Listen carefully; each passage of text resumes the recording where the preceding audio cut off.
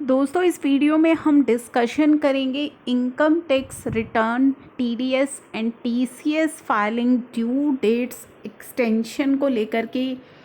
लेकिन उससे पहले जो एक इम्पॉर्टेंट न्यूज़ आ रही है कि 1 जून से 6 जून तक जो आपका इनकम टैक्स पोर्टल है वो अवेलेबल नहीं होगा, क्योंकि 7 जून से नया पोर्टल आपको अवेलेबल करवाया जाएगा। जी हाँ, नया पोर्टल आपको अवेलेबल करवाया जाएगा। ये काफ़ी ज़्यादा जो है न्यूज़ निकल कर के आ रही है, तो चलिए वेट करेंगे हम 7 जून तक की।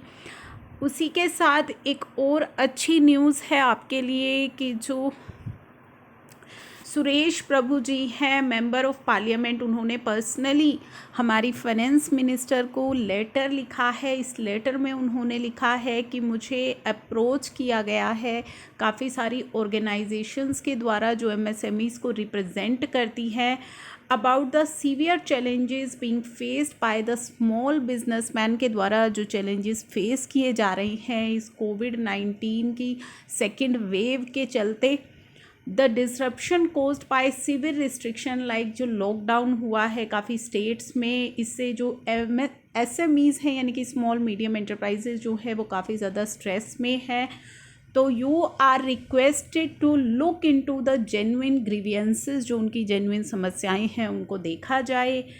एग्रेव्ड by the unforeseen circumstances by positive policy response both by the finance minister and the RBI, survival of MSME sector, a backbone of our economy, जो कि एमएसएमई सेक्टर्स हमारी इकोनॉमी के बैकबोन है, is critical for early revival of economy as a whole and also for protecting jobs and livelihood of million.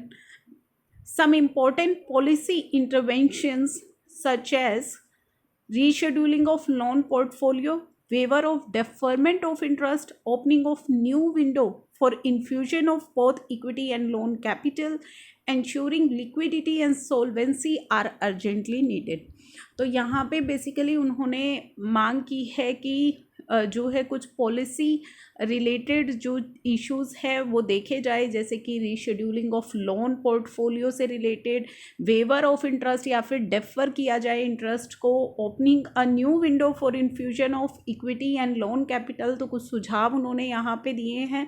And साथ ही उन्होंने कहा है, I am confident that ministry of finance will proactively work with the MSME sector to address their urgent need. Your personal intervention in this matter will be appreciated. तो यहाँ पे उन्होंने कहा है कि उन्हें जो है कॉन्फिडेंस है कि मिनिस्ट्री ऑफ फाइनेंस जो है they will address there needs, जो उनकी नीड्स हैं उनको एड्रेस करेंगी, और उनकी पर्सनल इंटरवेंशन यहाँ पे उन्होंने डिमांड की है कि अगर आप पर्सनली करेंगी इंटरवीन इस मैटर में तो that will be highly appreciated. तो लेट्स सी कि दोस्तों यहाँ पे क्या होता है। अब टीडीएस, टीसीएस और इनकम टैक्स रिटर्न फाइलिंग की बात कर लेते हैं। तो दोस्तों पोर्टल तो आपका नया आने ही वाला है। साथ ही टैक्स बार एसोसिएशन ने भी रिक्वेस्ट की है कि जो deductions of TDS and E filing of TDS return को रिलेटेड जो डेट्स हैं उनको एक्सटेंड किया जाना चाहिए। अभी आप एक प्रेस रिलीज़ लेकर के आए थे 1 मई 2021 को, जिसमें आपने due date for deposit of TDS under section 194 IA, IB and M इनको एक्सटेंड किया 31 मई 2021 तक। इट इज़ नॉट अंडरस्टैंडेबल, यानी कि ये समझ में नहीं आ रहा वाई दिस एक्सटेंशन फैसिलिटी आपने केवल इन 3 टाइप्स ऑफ पेमेंट के लिए फिक्स करी, एक्सटेंड करी, यानी कि इन 3 टाइप्स ऑफ पेमेंट के लिए एक्सटेंशन फैसिलिटी क्यों दी गई। इट्स जो है नॉट अंडरस्टैंडेबल कि बाकी जो टीडीएस डिपॉजिट्स हैं उनके लिए ये एक्सटेंशन क्यों नहीं दी गई।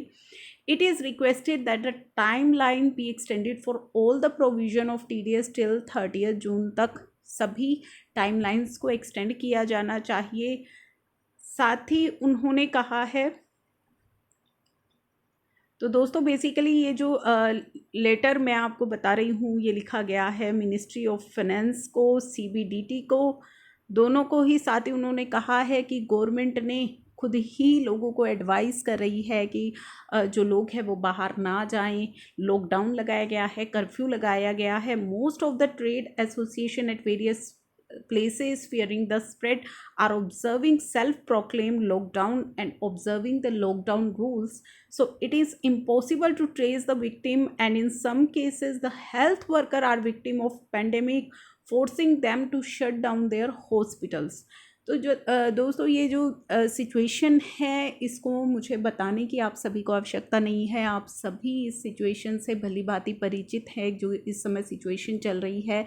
पहले अपनी लाइफ है, उसके बाद हमारे कंप्लायंसेस हैं, लेकिन फिर भी कंप्लायंसेस की एक्सटेंशंस हम डिमांड कर रहे हैं।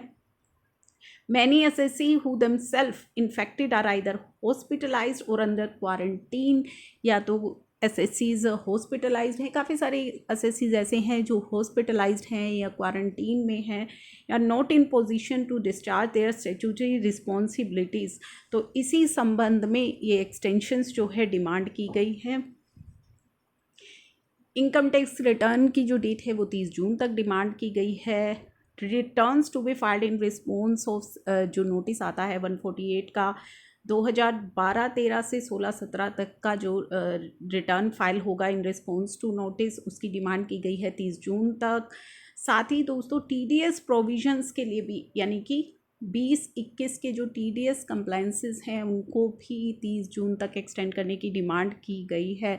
तो दोस्तों ये बिल्कुल जायज़ डिमांड है और ये जो डिमांड की गई है ये सुनी जानी चाहिए। हालांकि गवर्नमेंट को खुद से ही ये एक्सटेंशंस हमें देनी चाहिए। इंस्टेड मुझे काफ़ी सारे कमेंट्स भी आते हैं कि ये जो है एक्सटेंशंस हमें खुद से मिलनी चाहिए, why we are demanding.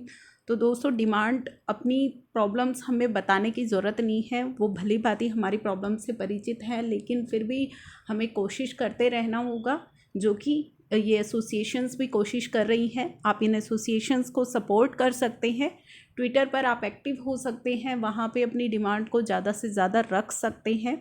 This all we can do right now. Otherwise अगर आपके साथ किसी तरह की कोई प्रॉब्लम है, आप होम क्वारंटीन है, हॉस्पिटलाइज्ड है, तो इस समय मैं यही सजेस्ट करूँगी कि कंप्लायंसेस को भूल जाइए, पहले अपनी हेल्थ का ध्यान रखिए। कंप्लायंसेस पर तो होते रहेंगे, लेकिन पहले आपकी और आपकी फैमिली की जो हेल्थ है वो प्रायोरिटी है। This all I can say. Thank you so much.